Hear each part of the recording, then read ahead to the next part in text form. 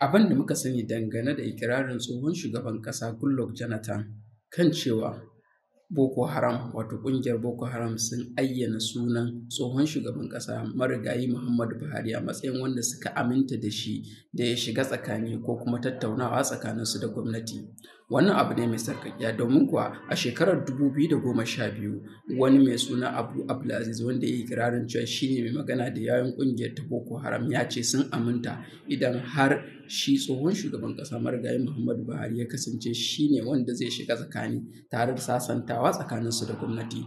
To amma a wannan shekarar ta 2012 har ila yau shi kansa tsohon shugaban ƙasa Muhammadu Buhari ya fito inda ya magana da manema labarai ko mu ce 'yan jaridu, wanda har kafar gidan talabijin ta Channels ta wallafa a shafinta na YouTube inda ya barranta kansa da wannan bukata. So how can I represent people I don't know, that I don't believe in their... Buhari ya ce ta yaya zan aminta na yi aiki da ƙungiyar da ban ma aminta da aƙidu da ayyukanta ba. And how can I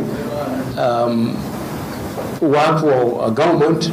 Ta yaya kuma zan yi wa gwamnatin aiki, gwamnatin da ta kasa yi wa al'umma ko a ce kare dukiyoyi da rayukan mutane.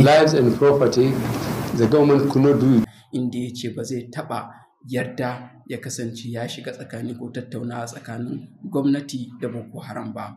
Haka zalika a wasu gurare da dama shi tsohon shugaban ƙasa Muhammadu Buhari ya bayyana cewa wannan kiran sunan shi da ƙungiyar ta Boko Haram ta yi siyasa ce da a wancan lokaci PDP ke neman yi domin ɓata masa suna.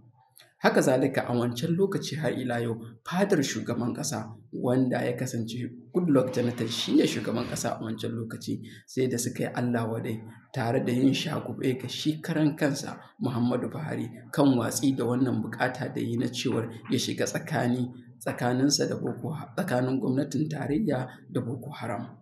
To kasancewar a yanzu haka kusan dukkan shugabannin Boko Haram na wancan lokaci a yanzu haka ba su da rai. Haka zalika shi karan kanshi Muhammadu Buhari ba shi da rai.